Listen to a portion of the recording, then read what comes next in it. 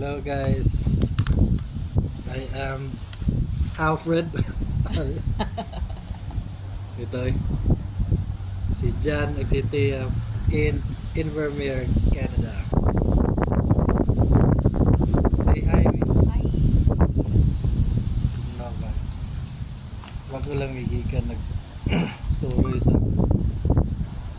ato mi So, mga towns around Invermere. Katong wala pa nakabalo kung asa ning di man kayo ni familiar nga place. Pero Invermere is located sa outskirts na sa British Columbia. Ang mga familiar na mga places sa British Columbia are Vancouver, ano ba to? Ontario, Toronto. BC. Ay, Basta BC na ata sa west side sa Canada.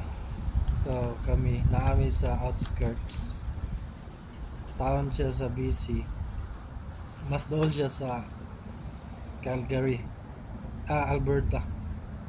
So gikan din yung mga 3 hours lang siguro. 3 hours ride from here to Calgary. Niinit kamay mo. yeah. Nami sa park karon. Sa pangalan na yung park. Anyway, gusto lang na mo i-share ang mga positive experiences na experience na mo dito sa Invermere. Kung ano sa mga experience nila, basin pariharap po siguro sa uban nga. Paano ba? So, kami. Busy pa man si mami. Ako na lang. Chika-chika karap. So, number 1, walang na-share man siguro na ako. Kuhan, ganahan yun sila ang audience ni nato karap ni Bisaya lang sa. Kapoy mag-Tagalog. Nag-vlog yun ko? Oh, For sure eh. lagi. Ay, gusto ako. Bata mo natin sa YouTube.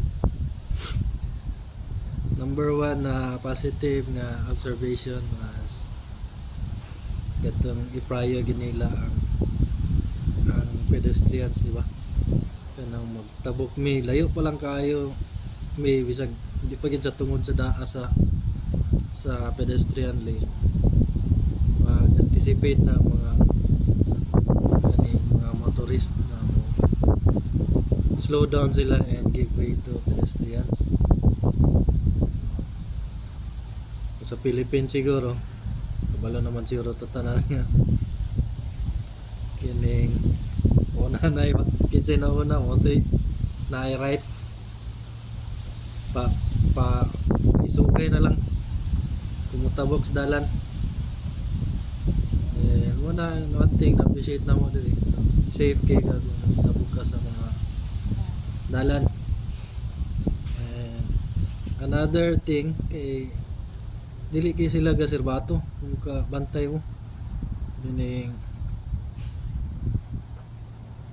mga sakyanan diri wa gyud kay madunggan nga serbato para sa ila daw kay rude kanang bastos kuno kung magagamit kag serbato. So i-favor siguro nga magkasakyanan mi ni mami diri basin i-disconnect na lang ako daan may ang kitawagan ang serbato. So quiet gid kay hilom kay peaceful wala ka serbato sa Philippines left and right serbato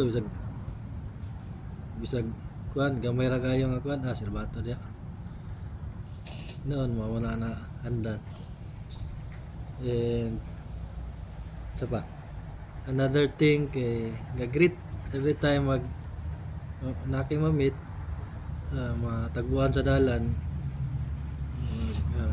normal lang sa ila nga mag-greet, say hi, hello, greet, good morning, and kung lakaw na ka mo take care, have a great day. So di ba positive kay siya nga ang sabi tawagan na interaction ba. Yeah. So wala ka kaila mga strangers mag-greet sila nya. Pero ako sa akong style kay Tanaw sa nako kung tanaw siya ba. Ako kay naway uban nga di sa siguro ganahan ba mo i-greet. Sa ako kay akong tanaw kung eye contact kaya na rin kung greet siya kay hello. But sa nature but sa akong trabaho kung wala sa mo kabalo kung sa akong trabaho ay chika ka. I used to you. Ha? Basta nature sa akong trabaho. We need also to greet all of the people. But, unsa man may? Wala. And kung in terms sa kanang trabaho dinhi sa Canada kung sa schedule nimo sa kung out na ka example kung imong schedule is from sara 6 unsa ka ni schedule nimo example me 2 to 10 so 2 p.m. to 10 p.m. 10 p.m. imong out na gyud ka na dili na nga magliw-liw pa ka na so mo nang beauty din nga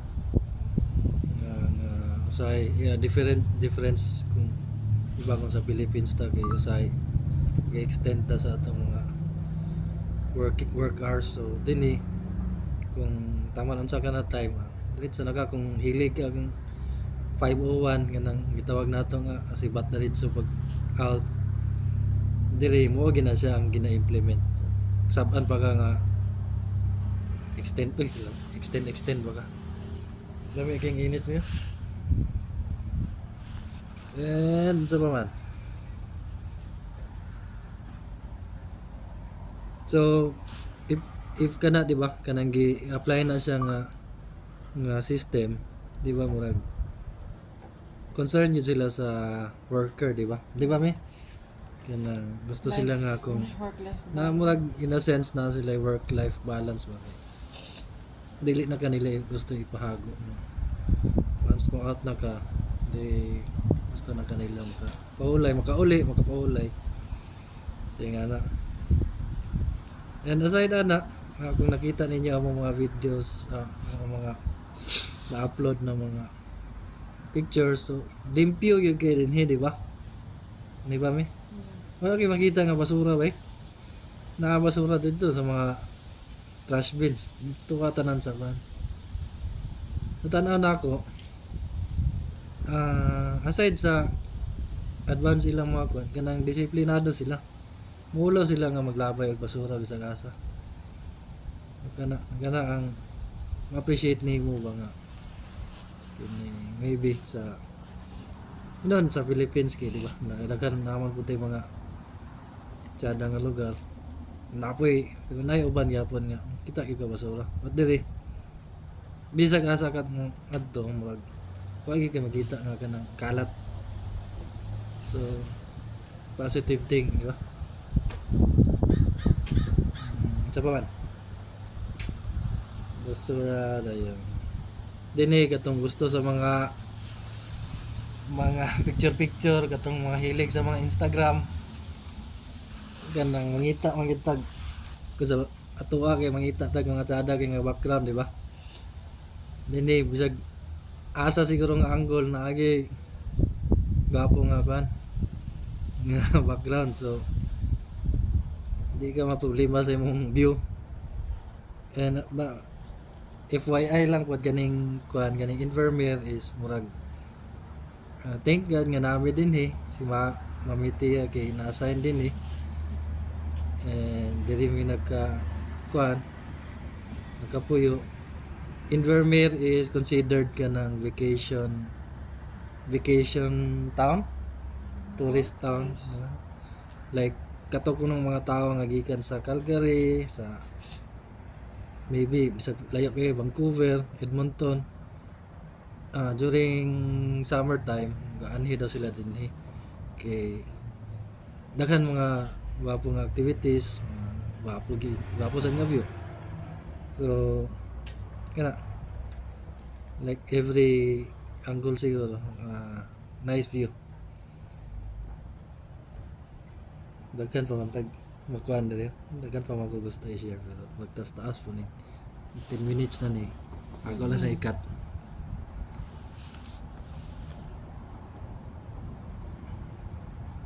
Uy, hindi naman siya makat.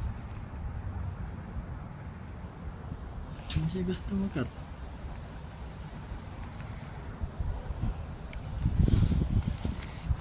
Sa tanawang view guys.